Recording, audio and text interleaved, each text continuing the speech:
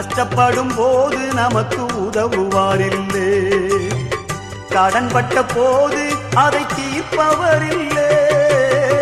இஷ்டப்பட்ட தெய்வங்கள் எல்லாம் கும்பிட்டு பார்த்தாச்சு, நம்ம கஷ்டங்களை தீர்க்க அவை முன்வரவில்லை. உலகத்தில் தெய்வங்கள் உண்டென்று சொல்வதெல்லாம் சும்மாங்க, இயேசு கிறிஸ்து ஒருவரே மெய்யான தெய்வமுங்க. ஜனங்களின் பாவம் நீக்கி ரட்சிக்க வந்த தெய்வமுங்க.